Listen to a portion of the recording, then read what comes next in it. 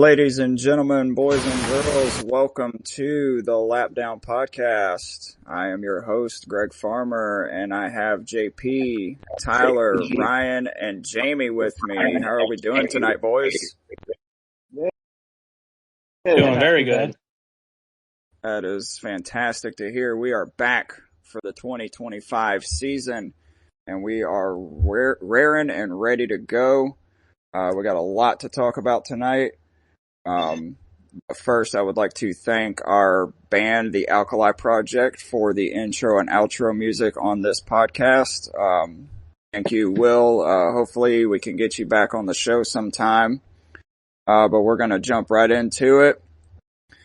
First, right, hot off the press within the last couple of weeks is NASCAR made a big overhaul to the rules package for the sport as a whole.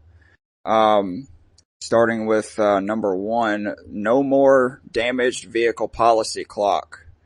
Cars can go to the garage to fix damage repair if they are in an accident. If they are on pit road after an accident, they have 7 minutes to try to repair the car. If they exceed that 7 minutes, they can go to the garage to make repairs, and they will be able to return to the race. So we are on the verge of seeing duct tape cars coming back like the old days, and the days of flat tires. They will be towed to the garage where they will be allowed to put new tires on and will be allowed to return to the race, unlike in the past couple of years. What are your guys' thoughts on that first rule, starting with JP?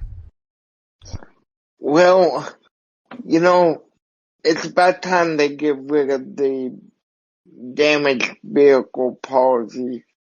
Ryan Blaney, go ahead.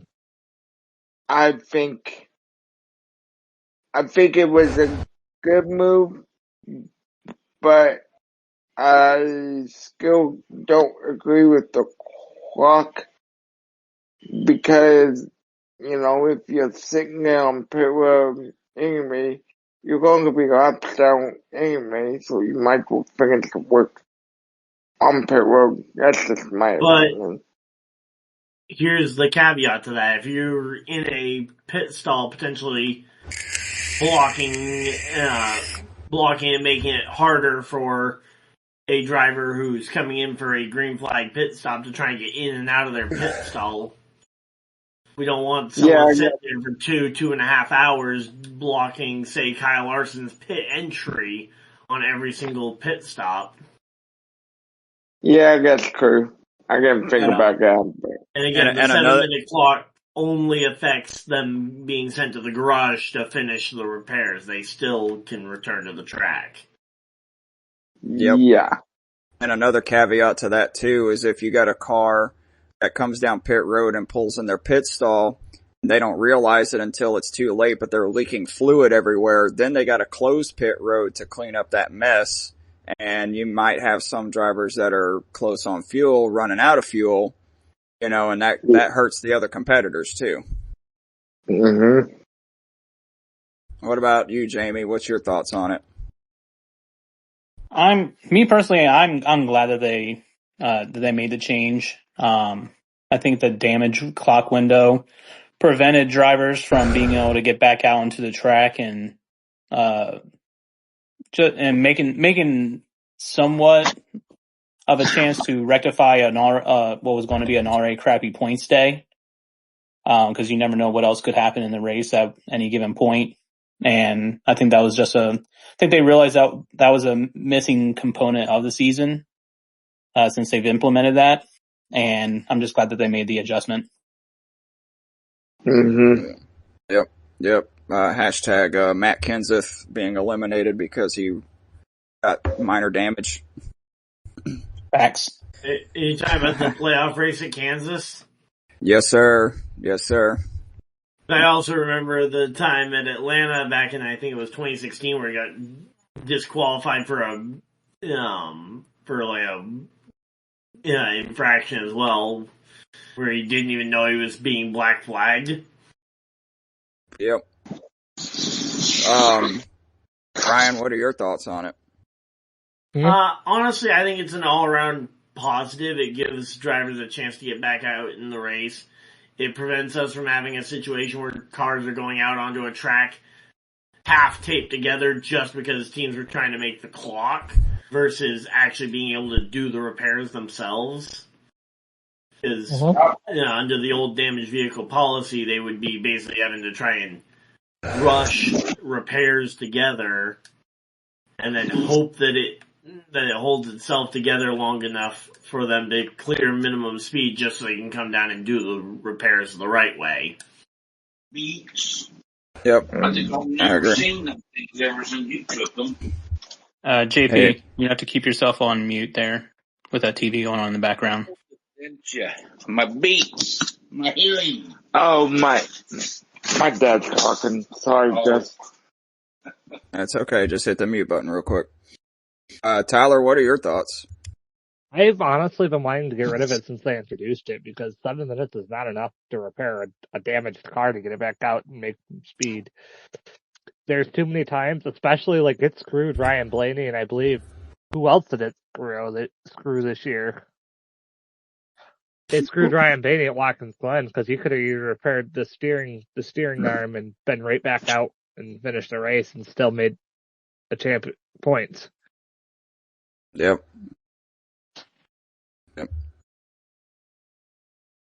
Yeah, I mean, All right. but when I'm talking about, going back to my point about the cars being half duct taped together, I think I remember Alex Bowman in, I think, either the 2018 or 2019 Brickyard 400 being sent out with a car that had parts hanging off of it because they were just trying to rush the repairs to get him to clear the clock just so you come back in. Yep. Yeah, I remember that.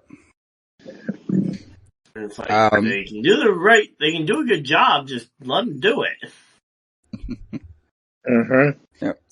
Moving on to number 2, playoff waivers. If a driver needs a waiver for non-medical reasons, the driver will forfeit all of their playoff points that they have acquired throughout the season.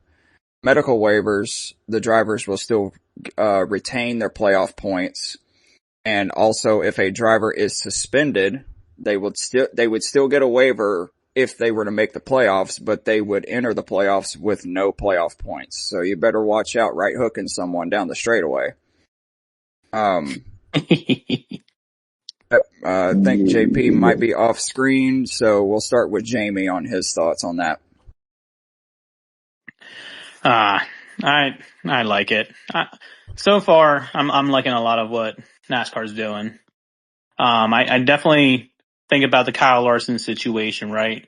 Where they didn't know if he was going to end up making the playoffs because he tried to do the double and ended up missing 3/4.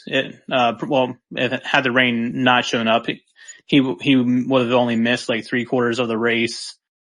Instead, he ended up missing the whole race, and they had to go through who's what it felt like just for him to get back into playoff contention. But I like the fact that if there is, for whatever reason, a medical waiver or whatever, that they can use it, but they gotta go through and earn every single point, to make sure to advance in the playoffs. So I like it. It makes it more competitive. Yep, I agree. What about you, JP?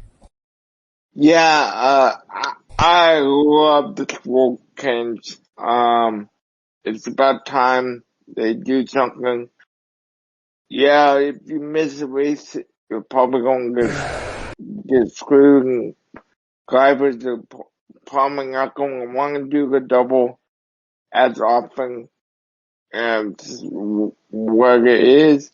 But like Gaming gets said, it brings in a whole different set of circumstances for all the drivers to be thinking about. Yep, it kind of puts them like in a different mindset that like every playoff point is critical from here on out. Yes. What about you, Ryan? Yeah, I mean, I like it because previously, like, for example, the whole idea of, once I have that first win to lock me in, I can do basically anything because what's the worst that's going to happen? I get suspended a week and I can still make it into the playoffs. So now that suspensions actually have real consequences, even for drivers who are already locked in with a win, I think it adds more teeth to those kinds of penalties. That way, again, once you get that first win, you aren't just instantly locked into, I can run rough on the field the entire rest of the year. Yep. What about you, Tyler? The penalty, like, for missing those races and stuff like that, I actually I like it, but I don't like it. I mean, I get it. I mean, I honestly get it for people, especially like Chase Elliott or somebody who gets suspended for doing something stupid. But if people want to do like the Indy 500, they should have been a little more specified with like what type of incidents and stuff like that. Yeah, but I also think that that's a NASCAR thing, that they don't want the perception that their athletes are out here prioritizing another race over a Cup Series race. I still think that's Ryan. I still think that's completely unfair. If the driver, that's like telling Kyle Larson, no, he can't do the Tilly Bowl, or no, he can't do the Knoxville Nationals, or any big dirt race. It isn't, because as long as he's able to take part in that race and get back in time for the start of the, or even just get back in time to get in for the last portion of the Cup race. I mean, last year was definitely a extraordinary set of circumstances, but I was going to say all of this is stemming from what happened last year. Yeah, I mean, it's a rarity that you even see a rain delay in the Indy 500. Usually the Indy 500 ends up clear to the finish. Mm-hmm. I mean, it was the first rain delay in 15 years or something like that? Yeah. And I mean, Tyler, they did specify too, it's, if they get a waiver for a non-medical reason, so like, let's say Kyle Larson's doing the double this year again. If he runs the Indy 500 and something happens and he can't make it in time for Charlotte, he would still get a waiver, but he would forfeit any playoff points that he's acquired. So like, they did specify that, you can miss a race, but there will be consequences unless it is for a medical reason. Yeah, and I mean, again, that's one of those things where, I mean, egos and perception do come into play, and you don't want to have the appearance of being, when you're trying to promote yourself as, we are the top motorsport in America, to see your athletes going ahead and just skipping a race to race in a different series that they aren't competing for a championship in. Yeah, and I also wanted a different level, but sorry, I also wanted to bring up, like, we're talking about a non-medical waiver. The term medical waiver is a very broad term. So the only thing that I would like to, hopefully NASCAR will get more clarification on that, is when it comes to medical term, there's a massive difference between Alex Bowman getting a concussion through a wreck on track and Chase Elliott breaking his leg snowboarding. So, yeah. I mean, where's the line? Where's the line drawn? I think both of those are medical waivers because they're due to injury. Yeah, but in Chase Elliott's thing, like, he's out doing something non-NASCAR related, being dumb. That's exactly what I was going to get to. Well, that is actually a good question. But I mean, that would be something I could see being handled by the team. The team telling him, "Hey, don't be going snowboarding during the season." But I mean, it's also something that he could have broken his leg at any point. Car accident on the road to the track. Yep. Right. So, I mean, but like I said, the medical term is just like I said, medical term is just a broad statement. So I would just like more clarification from NASCAR as to the specifics of said medical waiver. One of the clarifications I'm glad that they put in, that they mentioned though, the day that they actually enacted this was that, for a situation of obviously the birth of a child, even though it's not their medical emergency directly, obviously they still Paid leave. they should be there, and they are, and that is an applicable situation for a medical waiver. Yeah, I get that. Like I said, it was just more like I wanted to bring up like those two instances because those are both like, real things. You could also make the argument that Bowman going and doing a dirt race in the middle of the season was also reckless and to an extent dumb. Yep. Sounds like a Hendrick problem to me. It's one of those things. I mean, that's why Joe Gibbs was so against his drivers doing dirt racing for the longest time, was that he was worried about them getting injured and missing a chunk of the season. Sounds like a Hendrick problem, says the guy wearing a Hendrick Motorsports t-shirt. You're damn right. All right. Moving on to number 3. This is one that I'm kind of on the fence about. I'm not sure if I like it or not. It is something new called the Open Exemption Provisional. And what that means is if a well-known non-NASCAR driver, so let's say an F1 driver or an IndyCar driver, etc., wants to compete in a cup race, the team that he wants to race for can request an OEP, which will automatically put said driver into the race. So, for example, Castro Neves is attempting the Daytona 500 for Project 91 through Trackhouse. With this provisional, he is automatically in the Daytona 500. He doesn't have to qualify in on speed. He doesn't have to make it in on the duels or anything. If he fails to do either one, all Trackhouse has to do is request that provisional, and he's in the race. And what that does is it takes it, they don't bump someone else out to keep it a 40-car field. It will make it a 41-car field. So, JP, what are your thoughts on this new kind of controversial example quick, I just here? have one thing to add on to that. Sure. NASCAR has also specified that former champions like Jimmy Johnson or Martin Truex Jr., again, provided that they have the requirements to be considered a world-class athlete, could also apply for that same waiver, or for that same exemption. Oh, wow. I didn't see that part. Yeah, so it isn't exclusive to international drivers. Former Cup drivers can use that too, again, assuming that they have the required amount of experience and prestige. Yeah, so like, you know, if Max Verstappen wanted to come race the Chicago street course. And they have to apply for it at least 90 days out, so you can't have any last minute pop up.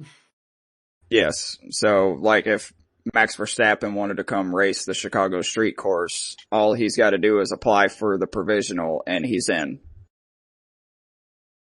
Frankly, we're not going to see 40 cars of the Chicago street course probably, but... Oh, we are. I guarantee we will. Yeah. I don't know if we'll see 40 cars of the Chicago street course. But JP, what are your thoughts on the provisional rule? Okay, all the way out to you guys like this.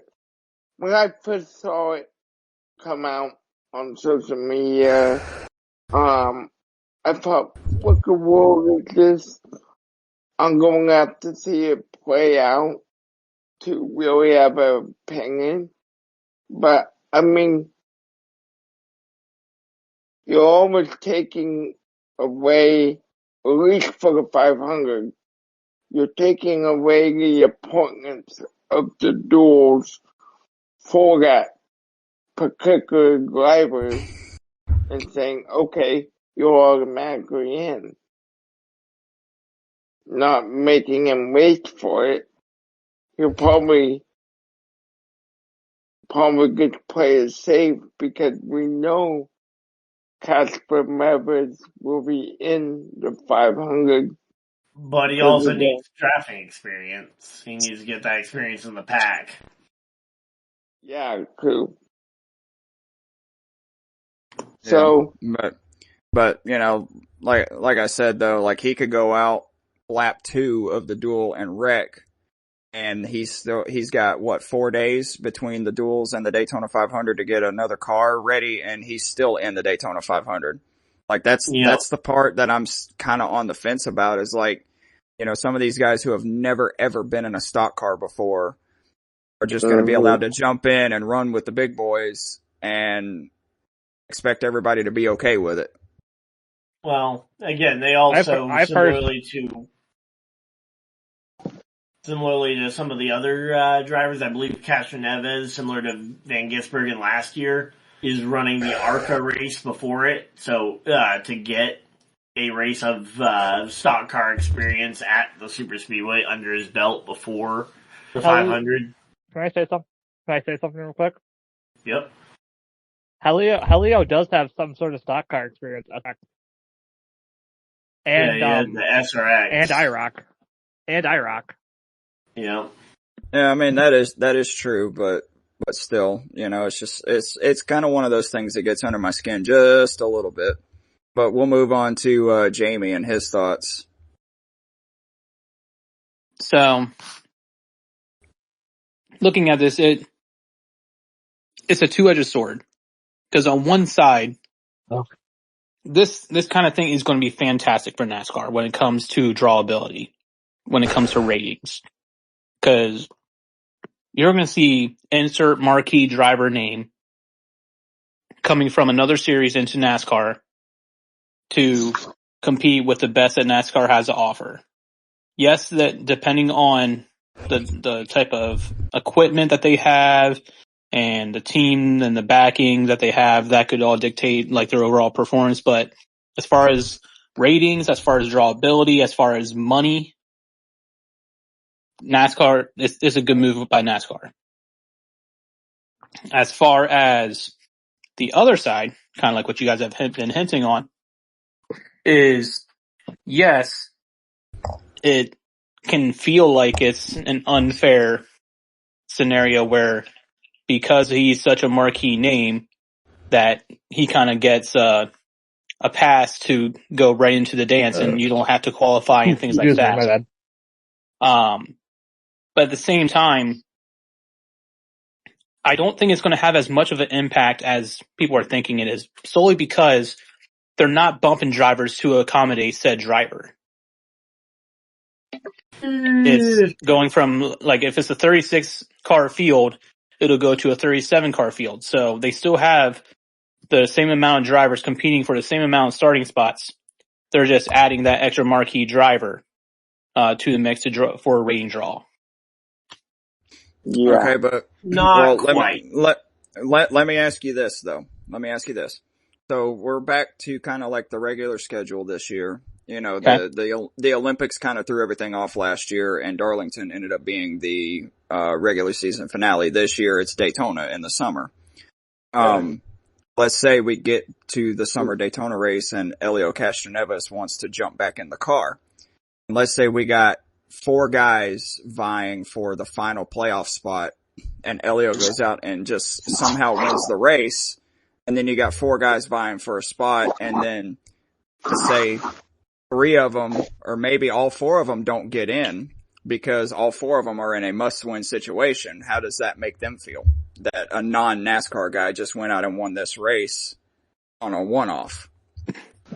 Well, how do you feel like everybody felt when Shane Van Gisbergen came in and beat everybody's butt? Well, I didn't. Or even. Well, I didn't. All the drivers who were must-wins, watching Harrison Burton take the spot last year. I mean, you do have a point. I didn't like SVG winning Chicago at first, but then he decided to go full-time in NASCAR. We all know that Dario Franchitti, Elio Castroneves is probably never ever going to go full-time NASCAR. No, but I'm just saying that's why I'm calling it a two-edged sword. Because some people are going to like it, some people are not. In your case, we'll use SVG as an example. You weren't exactly too happy with SVG going out there and winning a NASCAR Cup Series race in Chicago. But at the same time, it's a good gauge point to say, hey, here's our best, and here's one of your best from your series. Let's see how they do with our guys. And all that does is raises the competition. I mean, you just, even if you just go back to last year, like, yeah, SVG won, what was it, the Xfinity Series, right? Yeah, he won like three races, but they were all road courses. Yep. Yeah, but it caused everybody to be better at the road courses because they did not want to lose to him. Yep. So, if Helio Castroneves happens to win the Daytona 500 for whatever reason because of this, it's because he earned it. It's because he earned it with the drafting. He earned it with the drivers. I'm not opposed to competition making our drivers in our series work harder to be better. And again, how is it any different than, say, if Parker Retzloff had gotten up there and won the Daytona race, or any of these other part-timers like Anthony Alfredo or BJ McLeod who aren't full-time in Cup that'll be racing in the or attempting to qualify for the 500. Right. I mean, I see Especially your at point. Daytona, where any of those names that I threw out there could potentially get in the mix. Yep. I mean, I see your point, but let's go to Tyler. He's been pretty quiet over there. Oh, my personal opinion on it, I don't really like it because it's like you said, I actually 100% agree with the fact that like it's like if he wins the race, it's basically giving other, like, ruining other people's chances of making the playoffs, and it honestly not making the race is also like the fact that like you're telling our full-time guys that you're not going to be able to make the race because you're not fast enough over a guy who doesn't even race full-time. Now, There I aren't don't any think that's full-time drivers that would get bumped out because all the full-time drivers have charters. Right. Yeah, so nobody's getting bumped out. It's just, it's just one of those things. And that's another thing where we've actually been a little bit incorrect. Because if, let's say, Elio does go out and set the fastest lap of the open cars and qualifies in as one of the 40 cars, then he would end up he wouldn't take up a 41st spot. He would be one of the 40, I believe. The 41st spot is just a fallback if he doesn't qualify under the normal means. But let me throw this out there real quick.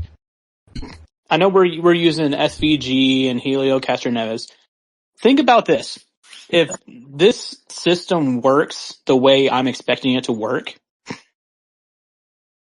it now creates an opportunity to see things that you think you would never see before. So think of a road course. Insert road course name, and you have the opportunity. And you have the opportunity to see these four drivers going head to head: Kyle Larson, Chase Elliott, Shane Van Gisbergen, Lewis Hamilton. Tell me you would not pay to see that race. Or even Max Verstappen and Larson getting to settle their beef. Yeah. I mean, that would be pretty cool to see. You do have a point there.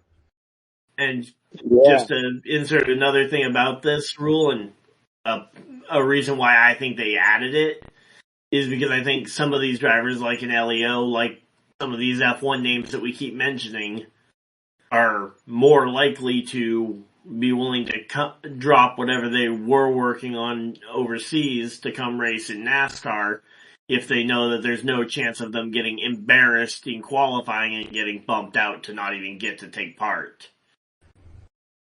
Yeah. And like I said, none of the F1 guys want to have what happened to, what's his name, Fernando Alonso, when Alonso tried to qualify for the Indy 500 and got bumped out of the field after taking all that time to put aside all that effort to go into the 500. Yep. But also on the financial side, like F1, since we're using a lot of their drivers, F1, like, they make a decent amount of money for their races. The draw to F1, the ratings for F1 blows NASCAR out of the water. Just Well, from I think just some of from that's a due to the fact that they have commercial-free coverage of the entire race. And they have ESPN. yeah, but like I said, it's all about ratings, which is going to create more eyes on NASCAR. More eyes on NASCAR. You know, there's going to be some F1 people that might go out and buy a Castro Neves shirt or a Lewis Hamilton shirt or hat if he's participating in a NASCAR race. That's just it's just free money based on the star power of said driver who gets the opportunity to drive with NASCAR's best. Exactly. And again, I would be willing to bet that there's a decent chunk of them that would absolutely not want to do it if there was a chance If there was even that they get bumped correct. out. Because that's a lot of travel just to say, oh, guess what? You didn't make the race. Yeah, and especially some of these road courses in the middle of the season where you might be doing the road course only like a week or so before you have to be ready for an F1 race. Yeah, but like I said, I'm glad that they put the 9-month or the 90-day mark for it. That way, it's not like a last second addition. It's something planned. It's scheduled. That way, there's no conflicts with their sport and anything that they may be doing. So, like I said, two-edged sword. Some people are going to like it, some people aren't. But until we really get to see it play out, to be continued. Yeah. All right, we'll move on to number 4, our last major rule change. This is actually stemming from the Martinsville race last fall. Manufacturer violations. So we all saw in the Martinsville race last year 2 Chevys block the track for William Byron to essentially make the Final Four. If a manufacturer is found in violation of testing/wind tunnel, code of conduct, or race manipulation, they will lose manufacturer points, loss of wind tunnel hours, member ejection/suspension, or other. JP, how do we feel about that? Got hit the nail in the coffin. I don't think you'll see anybody try to do that because they know the nail has hit the coffin. Alright. What about you, Jamie? Well, I'm not going to speak as elaborately as JP put it, but it definitely kills any talk of manufacturer drivers manipulating the outcome of a race so that a said manufacturer driver can advance in the playoffs in key moments. It was a bad look for NASCAR. It was a bad look for Chevy. It was a bad look for the drivers. And NASCAR had to come up with something to nip in the bud, just like why am I blanking on his name? Melon Man. When Ross. Well, I was trying to remember Melon Man because that's how he's referred on this show. Melon Man. But anyways, with his stunt with the wall riding, they immediately the very next year made that rule. It's anything that is catastrophic to the outcome of the race, catastrophic to how NASCAR does business and how it's perceived by the fans. They're going to put a stop to it, and this is their way of putting a stop to that. Yep. So let me ask this real quick. What year was it? Was it 2023 that Ricky Stenhouse won the Daytona 500? Yeah, 23. Okay. Yep. Okay. So the restart before Stenhouse took the lead, you had RCR on both front rows. You had Kyle Busch on the inside, Austin Dillon on the outside. Now we know with the rules package on the drafting tracks that they can't really go 3 wide unless they are off the throttle saving fuel. So if Kyle Busch and Austin Dillon stayed side by side until the checkered flag, and one of them won the race, and they were basically controlling each line, would that be counted as manufacturer manipulation from Chevy? I don't think so because, and feel free to tell me if I'm barking up the wrong tree here, but because they would both be doing it to help themselves, because Austin Dillon doing that because he would be racing for position, he's putting himself in a position to try and get himself into victory lane. Like, yeah, obviously it also helps his teammate, but it also helps him in the same vein. The drivers who were doing it for Chevy, they weren't attempting to pass or attempting to improve their own positions by passing Byron, by clogging the track behind him. They were essentially giving up any real effort of improving their own finishing position for the greater goal of Chevy. When it comes to this question, it's going to be very hard for me to take this question seriously. And I know the point that you're trying to make, Greg, but when you actually think about the realistic viewpoint of that exact scenario, how difficult it is going to be to keep 2 lanes of cars going in the last stages of laps at a super speedway. Like, yeah, you may try to go around the same speed as your counterpart on the outside, but you got at least like 4 to 5 cars behind you who are not trying to wait, and they will push you out of the way. Or make a third Yes. lane or create a whole new on line. the very outside, because I know it's tough, but you get enough cars ticked off at the leader, they could make that third lane work. They just need to commit to it. Yes, but look at Talladega last spring. The final restart came I don't want with to. I know. Look at that race last year. The final restart came with 30 laps to go. They ran 30 laps, green flag, side by side. There were a bunch of probably about 6 or 7 cars that attempted to make a third lane, and it never happened because of this rules package. And so for the final 30 laps, it was Michael McDowell and Brad Keselowski on the front rows until McDowell got ahead, and then through, we all saw what happened, a bad block, and then, chaos ensued coming to the checkered flag. But for 30 laps, the Fords were side by side until the checkered flag, and nobody could pass them. I think that talks more on the rule package rather than race manipulation. Because again, I think the drivers who were attempting who were trying to make that third lane work, they would go up. They would go up 2 or 3 cars at a time, but you really need to be able to coordinate that and get 9 or 10 cars to go with you all at the same time, rather than going 2 or 3 cars here, 2 or 3 cars there.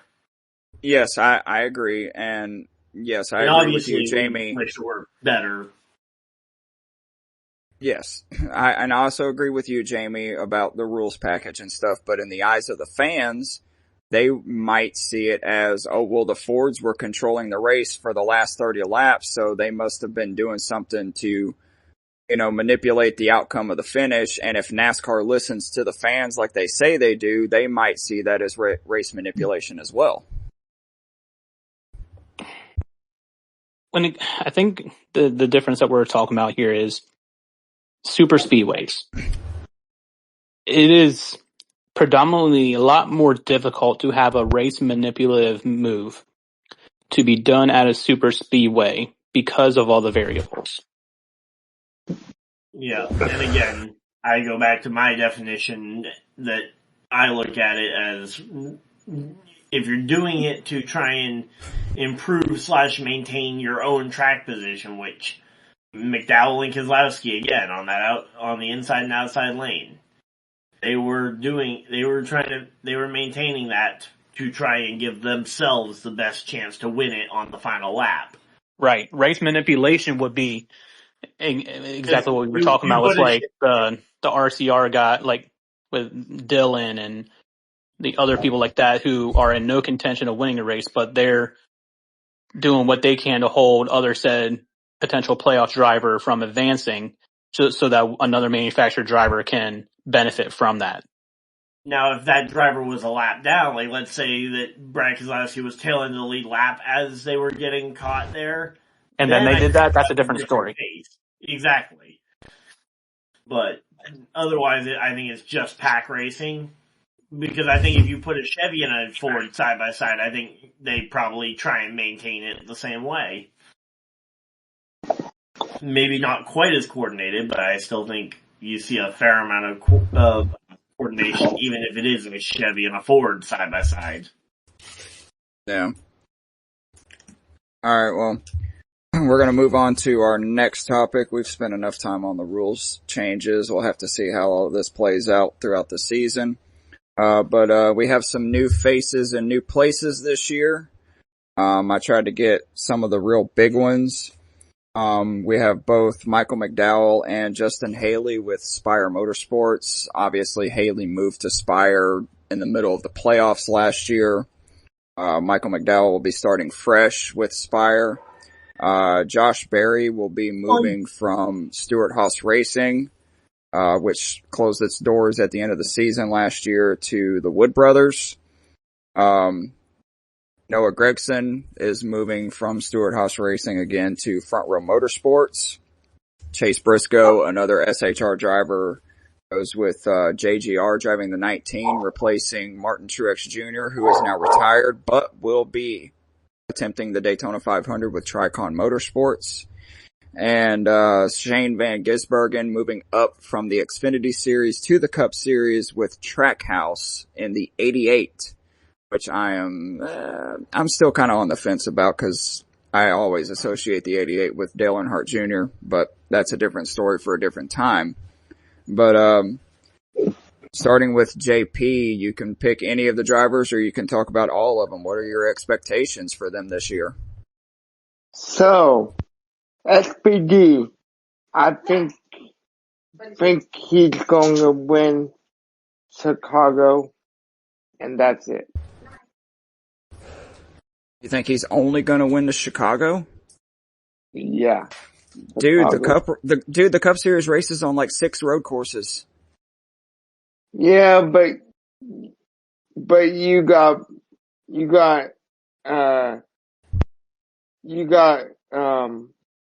Miguel going to the 71 team. I mean, I'm a McDowell fan all day long. I think SVG has a very good shot at outracing McDowell on almost all the road courses. I would not, especially in a Trackhouse car compared to a Spire car. I would not be that surprised. Trackhouse car is way better than what he was in last year with the Colleague car that he got to race.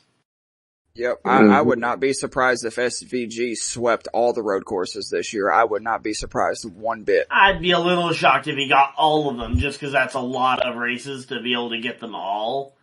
I could definitely see a Kyle Larson or a Chase Elliott being able to get something like the Charlotte Roval or maybe even Watkins Glen, one of the more traditional NASCAR road courses.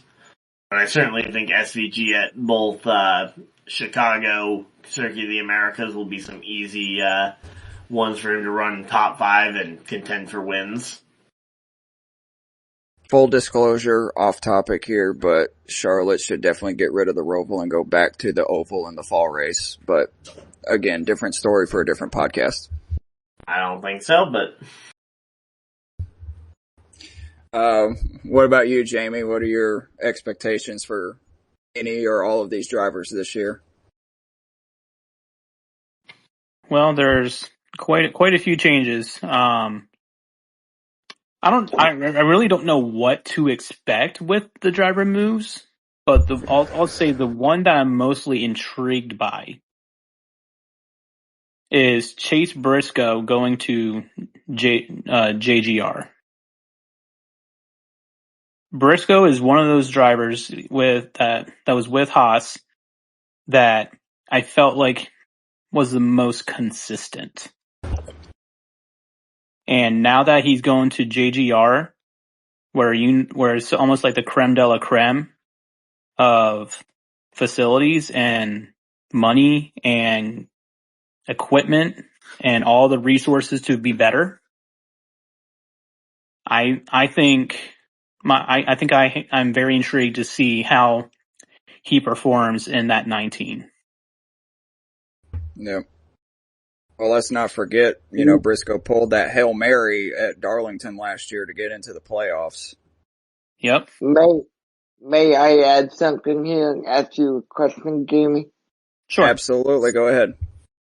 So, in your opinion, how do you think Briscoe will do with that crew chief of the 19? You think, It was small. yeah. I mean, I think it's a good pair up, if you ask me. I don't think there's going to be many issues as far as personality types. I mean, obviously they're going to have to work on getting in sync and just understanding each other from a dialect standpoint, and how Briscoe likes to communicate, how things are going in the car, and what it actually means as opposed to what the crew chief is referring to. Those are things that they'll have to work out throughout the season. But as far as overall performance, as far as the opportunity at hand, I think I'm very intrigued, and I think out of the four coming from Stewart-Haas, I think Briscoe has the best opportunity to be something prominent in the playoffs.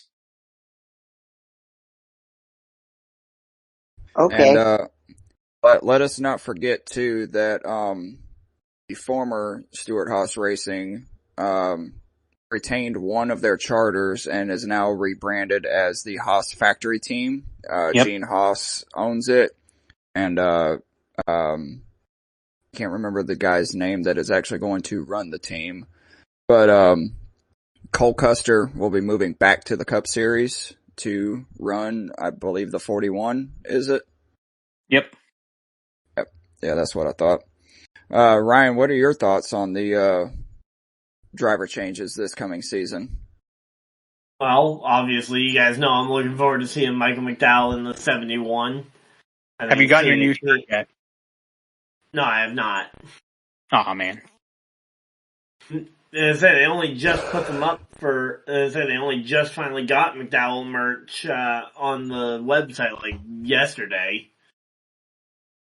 Because they hadn't all the 71 pre-order stuff was all anything? Rajah Caruth up to this point. Did you pre-order it? I have not gone and put in my pre-order yet, but I definitely will be.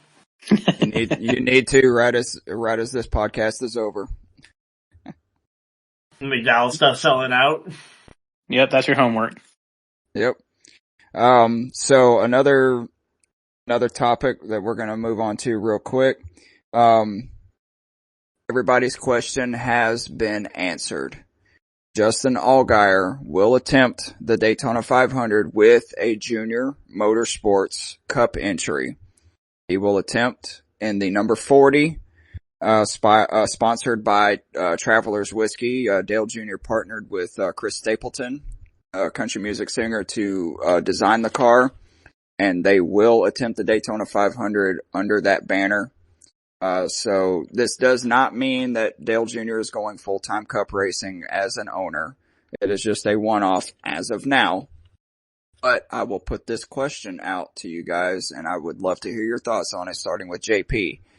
If Justin Allgaier does win the Daytona 500, what does this mean for Junior Motorsports in the future as a Cup team?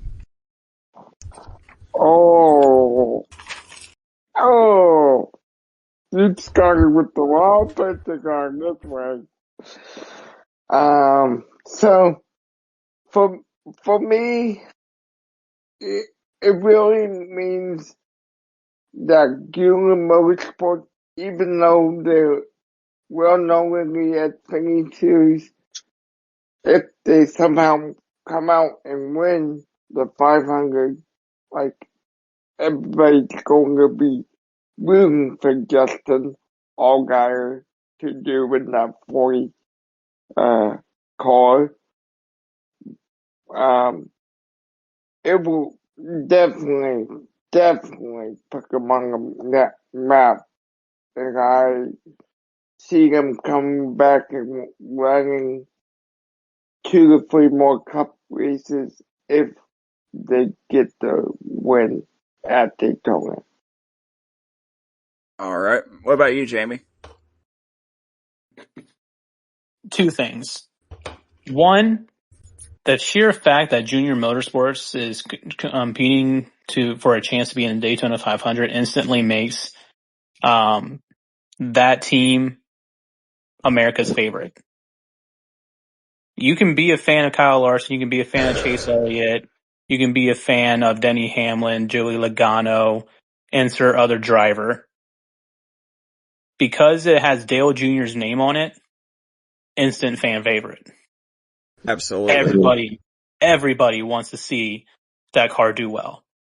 Absolutely. My number one pick is Alex Bowman, obviously, but my number 2 pick will be Justin Allgaier.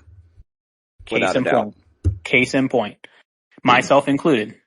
And retrospectively, Chase Elliott, Justin Allgaier. But when it comes to Junior Motorsports in the Cup Series, the draw, the money, the funding, the sponsors will come a flooding if Justin Allgaier puts a good performance at Daytona. He doesn't even have to win the thing. If he has a good performance, top 12 finish at Daytona, that is going to be the teaser that Dale Jr. needs to see as far as, well, maybe not Dale Jr., maybe it's Kelly. Maybe it's what she needs because she runs the finances of everything. Maybe that's what shows her in a small sample size how much of an investment that can pay off in the Cup Series if they were to pursue it in the future.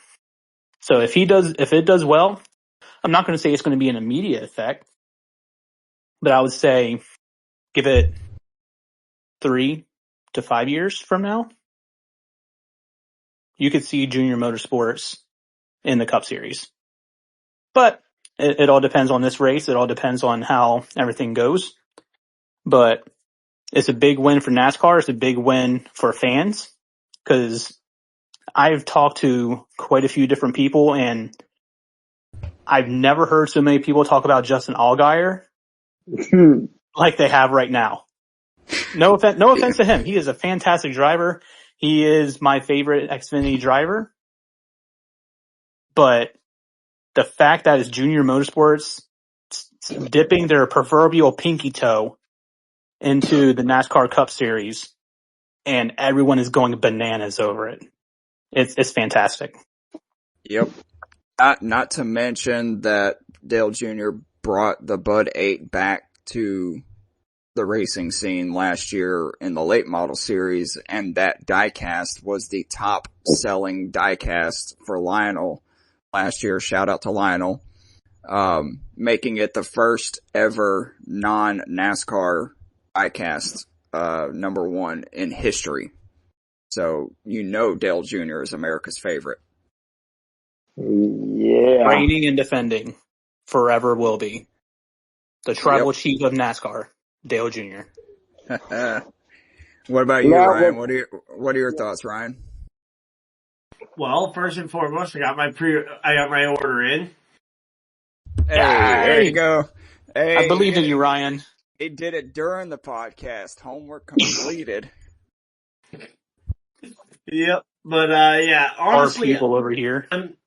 I will definitely be curious to see how much the impact of the Dale Jr. Effect is having Junior Motorsports in the Cup Series, despite the fact that it isn't the number 8 or 88. I still expect there to be some amount of increase, but I will say it is ironic that he finally makes the jump up to Cup the same year that they lose out on the 88 as an option because of Trackhouse.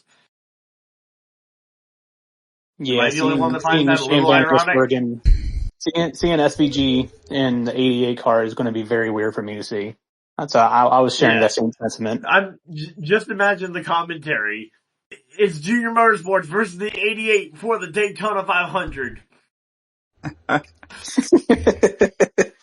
You know that would be a hilarious storyline. I just want No. them both being like side by side during the race, just so we can see that picture and be like, what could have been? No, What would be even funnier would be if SVG used the 88 font from DEI, or even the Hendrick font for the 88 for just that one race. No, I will agree with what you're saying though, Ryan. It's going to be interesting to see what the draw is. I'm almost willing to bet. Again, with a different number because of how much the number is the branding. Yeah, yes, but I'm almost willing to bet that a lot more people will be tuning into qualifying to see if Justin makes the race, and if he makes it in on qualifying, and if he doesn't, I guarantee you viewership will skyrocket for the duels to see if he makes it in, and if he does, viewership for the 500 is going to be astronomical, just because he's racing in the Daytona 500 under a Junior Motorsports branded car. Oh, no doubt. No doubt.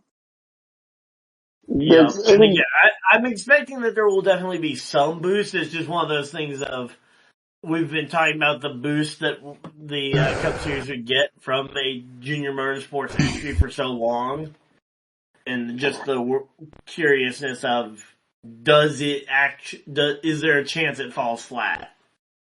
Yeah, does anybody know who the crew chief is on the effort? I'm not sure.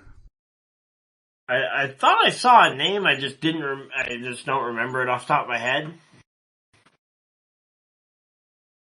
Not If entirely it was Larry sure. McReynolds, that would be amazing, but obviously he's on the broadcast team. Oh my lord, Larry Mack would be insane. Yeah. Yeah, that would be an amazing one if it was possible, but again, he's on the broadcast team for the 500, so he's not available.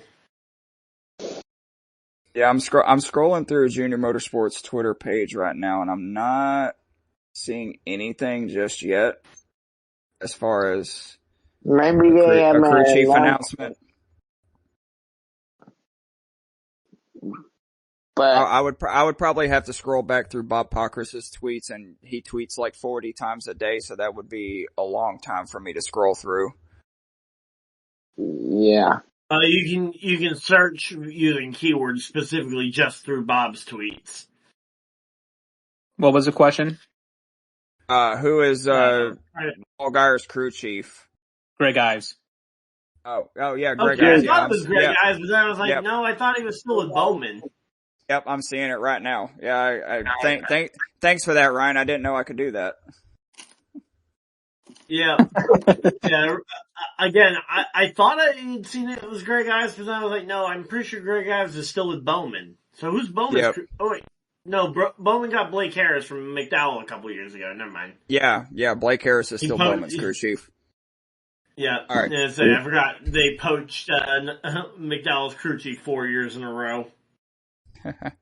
All right. Well, we're gonna possibly be McDowell doing all that. Yep.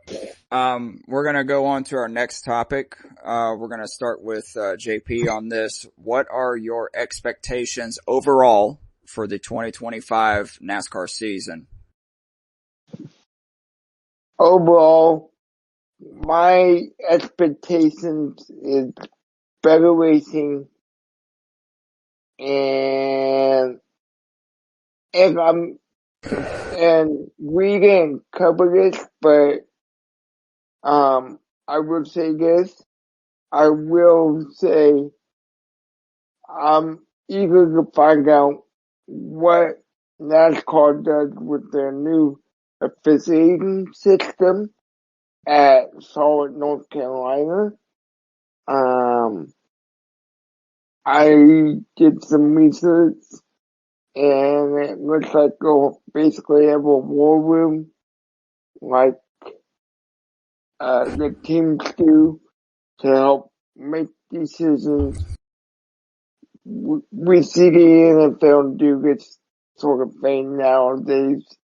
The big Where thing I heard about is the production studio that they've got for the new NASCAR channel over on Tubi. Yeah. But Yeah, I that haven't heard. probably I haven't really heard really anything about a. should. I haven't heard anything about a war room or anything. JP, are you holding out on us? Do you know stuff that we don't know? Yeah, what are you hiding over there? yeah, I got to that right. What about you, Jamie? What are your expectations this year? I mean, I liked a lot of what happened last year. I think the racing was better. I liked the dynamic of the tires, the different compounds, the I think the short track package could be worked on a little bit. I think the super speedway packages could be worked on a little bit. They But could be worked on a lot. I was being facetious, but it's okay.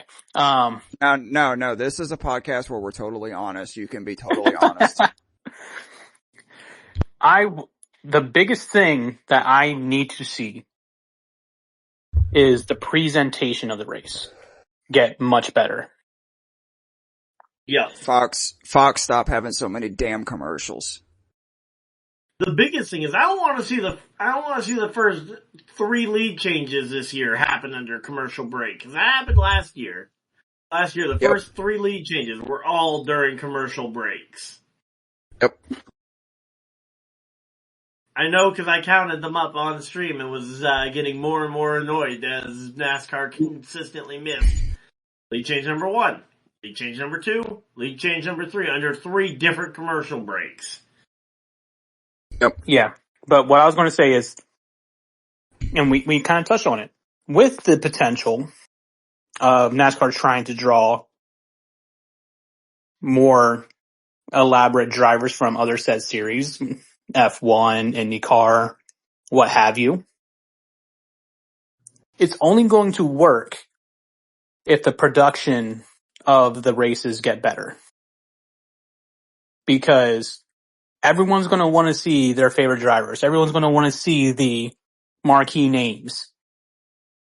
Everyone's going to want to see the on-track action. They're going to want to see all the things that are going on. The battles, the issues, the drama. That's what brings them ratings. Yep. But Fox, and I'll even put NBC on it because I didn't think NBC was much better than Fox. The visual production needs to be a lot better. It has to be better. Well, NBC last year was 1,000 times better than Fox, but I'm sorry, Ryan, I didn't mean to cut you off, but I will say I am very, very excited to see Amazon Prime come in and TNT with Dale Jr. kind of leading the way with play-by-play. I forgot about that. And don't forget about I think it's Amazon who's getting those 5 races where they're doing the in-season tournament too. I forgot about that too. And Chase Elliott being sponsored by Prime for one of those races. Yep. But go ahead, Ryan. What are your expectations? Well, again, one of the biggest things I think is that now that there's more competition in the broadcast realm, Fox should have more pressure to step it up because now you've got not just NBC competing with them for potentially the broadcasting future, but you also have Amazon and TNT who, if this deal goes well, one or both of them could be bidding for a bigger chunk or possibly the majority of the season on the next deal. Yeah, yep. I think of WWE with Monday Night Raw being solely on Netflix now. And that just generated money to Netflix. because of the name brand of WWE. If Amazon Prime gets their hands on NASCAR and is able to put on a good broadcasting thing, showing us things that we've never seen before from a viewership standpoint, I could absolutely see a world where NASCAR goes streaming and every single race you can choose whether to watch the live broadcast on said TV network, or you can just hop right onto Prime and see their network. Yep. I wouldn't doubt it, honestly. And while we're speaking of broadcasts, just real quick, I know it's not in the outline, but some news came out last night that longtime NASCAR analyst Bill Weber passed away back in December. So rest in peace, Mr. Weber. I remember a lot of pit road reporting that he did, and he also did a lot of stuff for NBC and TNT, and he was also one of the quote-unquote broadcast analysts for the race at Talladega during Talladega Nights. He was up in the booth with Benny Parsons and all that good stuff, calling the race, quote-unquote. But we're going to move on to our next topic, and we're going to start with Ryan on this. Way too early Championship 4 predictions, and we will circle back to this at the end of the season. Alright, well, I think you'd be stupid not to put a Penske driver in there, and since it's an odd-numbered year, we know it's not going to be Lagana, so I will take Blaney to fill one of those 4 spots. Alright, what number? 1 through 4? Who's your... So, okay, let me rephrase. Who is your champion, and then who fills out the rest of the 4? Okay, I think I'm going to narrow it down to 4, and then I'll pick a champion once I have my 4 selected. Alright. The way I would do it is figure out who the 4 are going to be, and then it's basically a 4-sided coin flip. But, yeah, I think you definitely have to have a Hendrick driver in there. I'm going to say I think William Byron goes back to the championship race. I think he has something to prove, and obviously he's a Hendrick driver, so he knows the car is going to be good. And he's a driver who's still hungry for a title, as Chase and Larson have both gotten theirs. I think this could be the year that Byron finally breaks through to win one. I think I'd be silly. Is he your pick for the championship? Yeah, I don't know if I think Bell probably gets in there for the Toyotas, because I think all 3 manufacturers will be represented. And then I'll probably say Larson gets in as the 4th one. And I'll take Byron to break the Penske streak. Alright. So Byron. Again, those are my 4: Larson, Byron, Blaney, and Bell. Alright. Could have put Bowman in there, and then I could have had all B's, but Larson's gonna break that pattern up. Yeah. Before we move on to the next person, I forgot to give my expectations for 2025. All I want for 2025 is for Bowman to win a race, and for the love of God, at least make it to the round of 8 in the playoffs. And for there not to be constant rumors about him getting kicked out before the end of his deal. Exactly. He made it to the round of 8, and then this got disqualified. I'm still mad about that. Yeah, but I mean, even just in general, I was getting annoyed with the amount of people who were like, "Oh, Bowman's gonna get kicked out," and it's like, Bowman was not gonna get kicked out in the middle of his deal, especially not after he won at Chicago. Maybe you could have made that case if he went winless and got first rounded or didn't even make the playoffs, but he won a race, made it through the first round, basically had made it through the second round before that penalty came and whacked him over the head with the cartoon anvil. Yep.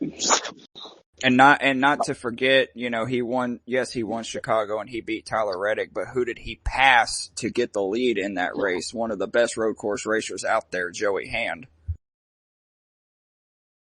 Someone that nobody will remember 5 years from now. Oh, I'll I'll remember. remember. Not a NASCAR driver. I'll remember. Oh yeah, you'll remember because of the Bowman highlight, but. Alright, but let's move on to, Jamie. Who are your championship 4 predictions? So what I'm thinking is Kyle Larson will make his way back into the Final Four. Alright. I think that, why am I blanking on his name?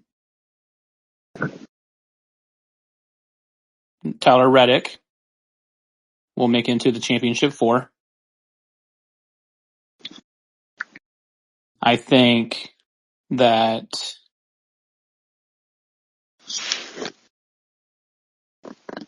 Blaney as well will make it into the Final Four. But here's where it gets bold. Because of how he performed in underperforming equipment, I think Chase Briscoe makes it into the Final Four. Wow. Alright.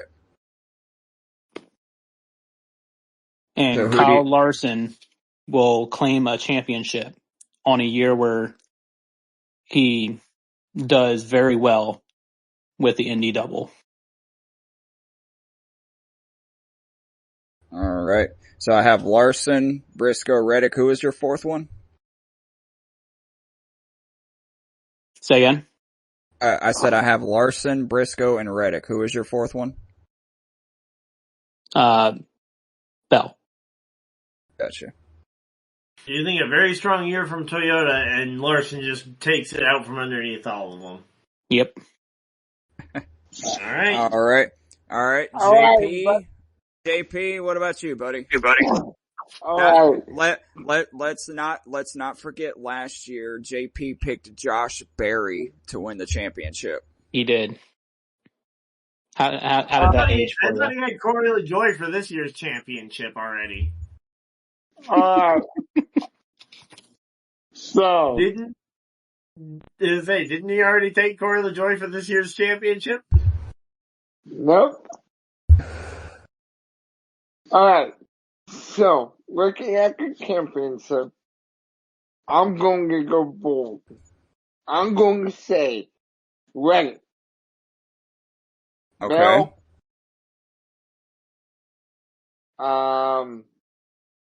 the 19 of Butcho, and Kyle Lawson. But this is where it gets really, really sticky bold.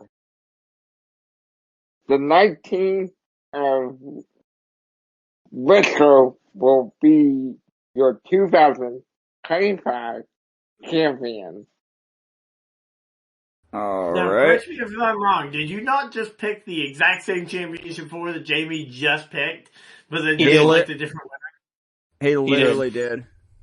So yeah, he literally took the same but- exact championship for as Jamie. Here's the thing, though.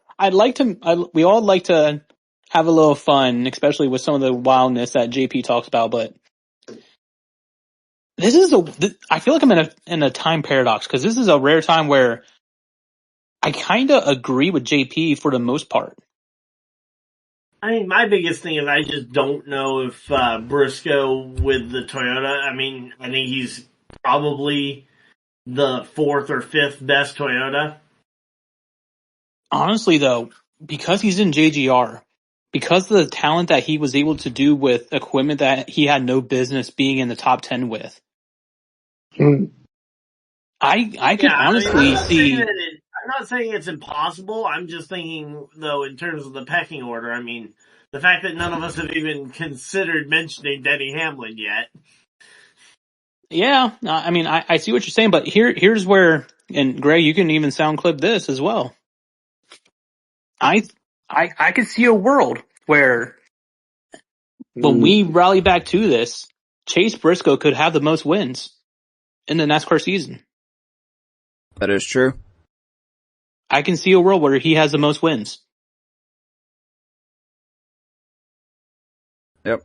Ryan, I gotta circle back to you because for some reason when I wrote it down, I wrote Larson twice. So I have Byron Bell, Larson. Who was your fourth pick?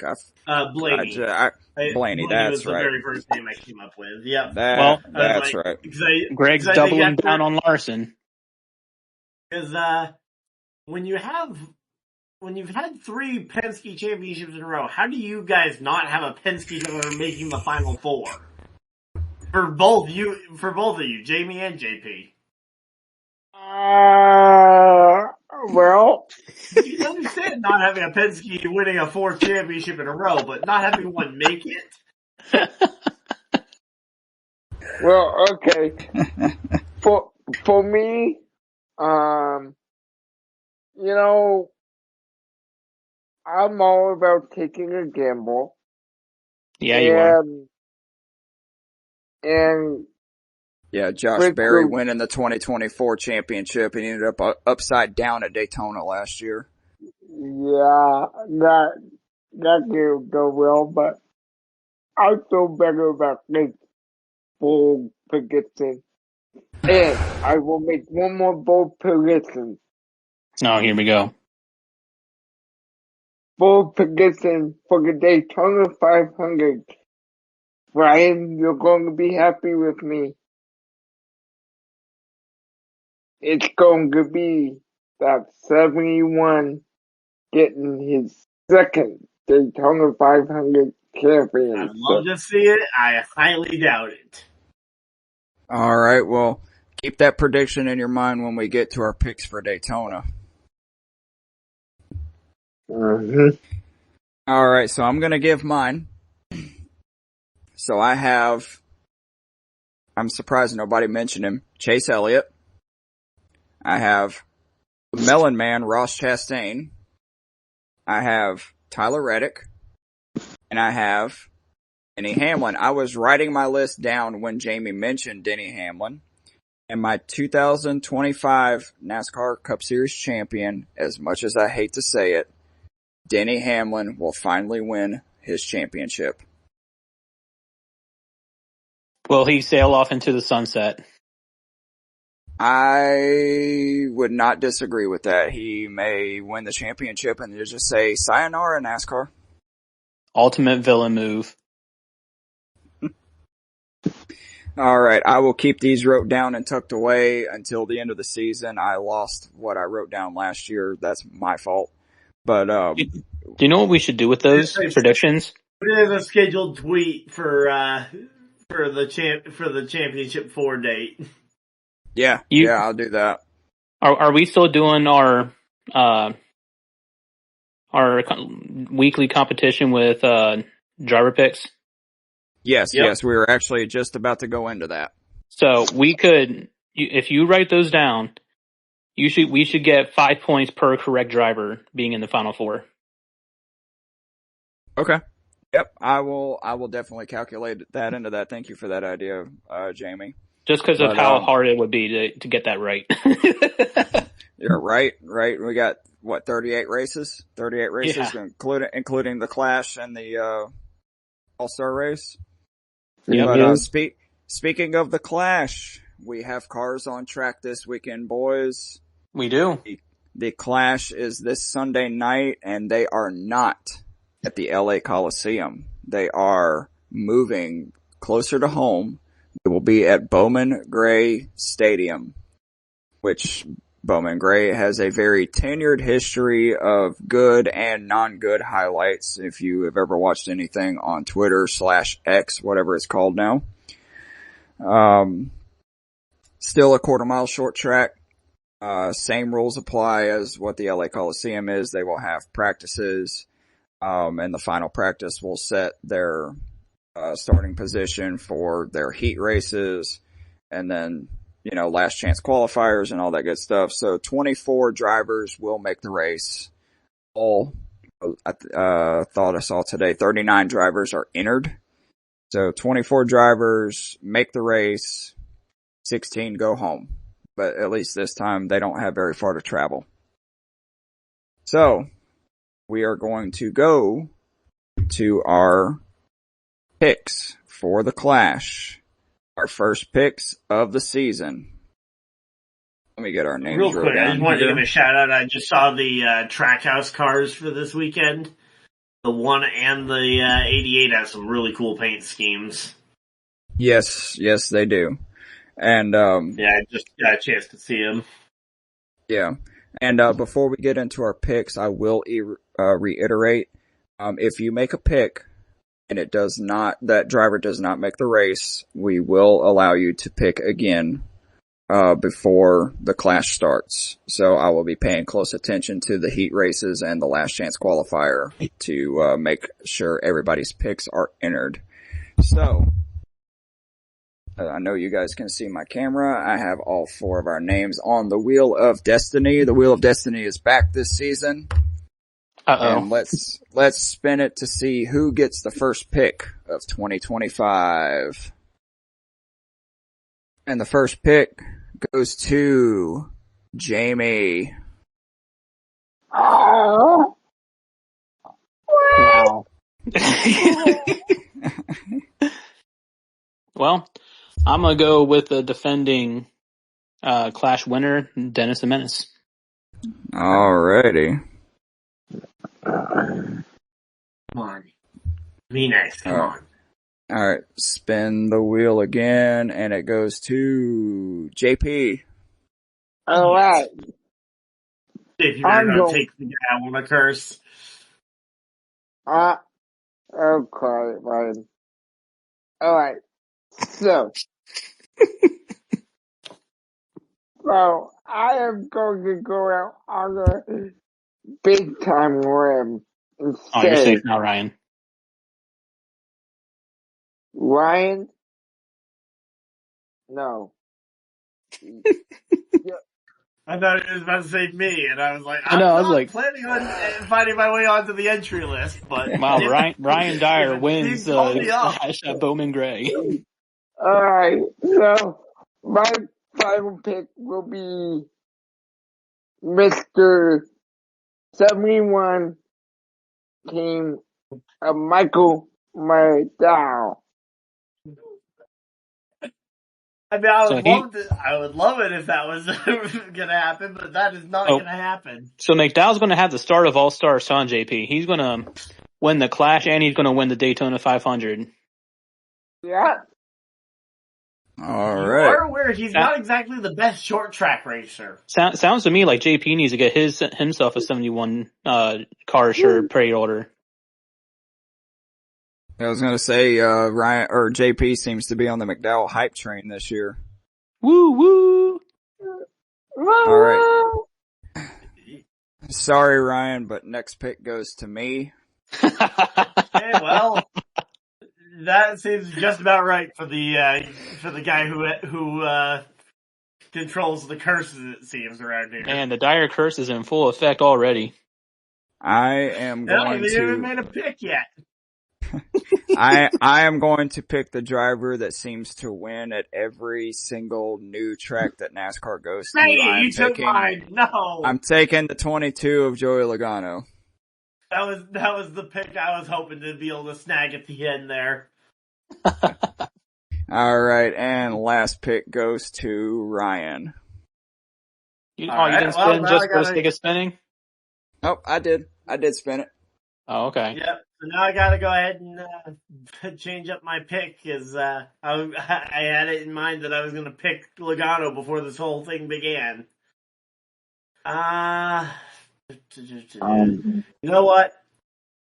I don't want to curse him, but I'll go ahead and I'll go with one of my other favorite drivers, Kyle Busch. He fought it out with Logano for the Busch Clash at the Coliseum a couple years ago.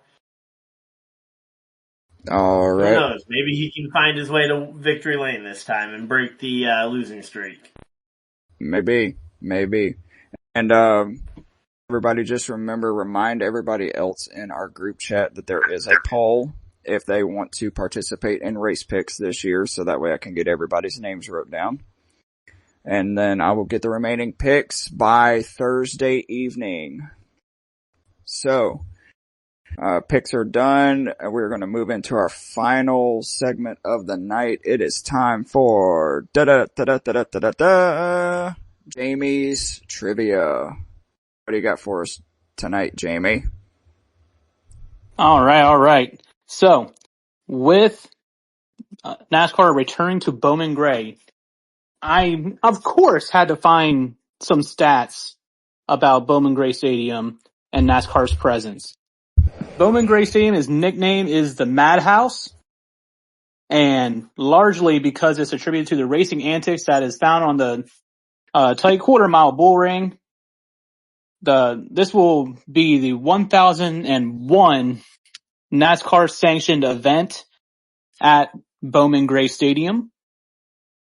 And with that, the 1000th edition was back in 2015. What current NASCAR driver participated in that race that's in the Cup Series? Ooh. What level race was it for Bowman Gray? I'll give you a hint. It was the NASCAR K&N Pro Series. Okay, Canon Pro. I was like, okay, if it's a All modified, right. I could have seen maybe being a young Ryan Priest, but Canon All right. Pro probably not. I will give my guess first. I am going to say, you said 2015, correct? That is correct. I'm going to say Ryan Blaney. What about you, JP? Darn it, I was wrong. What's your guess, JP? I'm going to say none other than, we haven't mentioned him yet tonight on this show very much, but I'm going with the 34 of Johan Byron. Unless that race was on a computer. Was it Byron? Good job, JP. Wow, good job, JP. Good job, JP. All right, nice. William Byron guess. participated in the 2015 K&N Pro Series. In that particular year, rookie William Byron won the championship, winning 4 races, but however, at Bowman Gray, he finished in a lousy 15th place. Wow. I was between either Byron or Eric Jones for my pick, but I was like, I didn't think Byron got to on-track racing until 2016. Yeah, I thought he was on a computer up until that point. Nope, he was there. All right. Wow. That's crazy. Great job, JP. I'm impressed. Look at you, 1 for 1. And I didn't even get a chance to make a pick. Nope, sorry. That's how it goes this season. If they get the pick, then nobody else gets the pick. I will hit you guys. I ended up going last for race picks and last for trivia. Yay. So, Greg, JP gets a bonus point going into picks for getting Jamie's trivia correct. I know this subsequently sabotages me from ever getting a pick, but if in the event that everyone gets it wrong, then I get the pick. Then I get the point. All right. Yep. Well, I will hit you guys with an interesting stat before we hop off of here. I saw this earlier today, and we're getting ready to head into Daytona. This is insane to think about, but Rick Ware Racing driver Cody Ware has more top fives. Cody Ware. Yep. Where? Okay, you're funny. Rick Ware Racing driver Cody Ware has more top fives at Daytona than Kyle Larson does. Wow. Not actually all that surprising. Well, up until I think Talladega, like 2 years ago, I don't think Larson had a top 30 finish on a plate track. Yeah, you're not wrong there. I mean, Yep, it's a good name comparison. It's like saying Jaden Daniels has more playoff wins than Dak Prescott. And Tony Romo combined. Before we end the program, make sure you guys go like my new and improved Facebook page with full follow. Catch me over there for in-depth interviews this year. Can't tell you who's coming on, but I can tell you there's some big names that I am working on. Yep, that is Full Throttle on YouTube and Facebook. Go check out Ryan's YouTube and Facebook page. Just search for Ryan Dyer. And as always, a big thank you to all of our sponsors: Century, PC, Sleeves, W Energy, Fanatics, Fubo TV, Bulletproof Coffee. Thank you guys so much for sponsoring this podcast. We are going to sign off for the night, but with that, I am Greg, and for JP, Jamie, Ryan, and Tyler, who had to exit early, this has been the Lapdown Podcast, and we will see you guys next week after the Clash. Let's go. Deuces!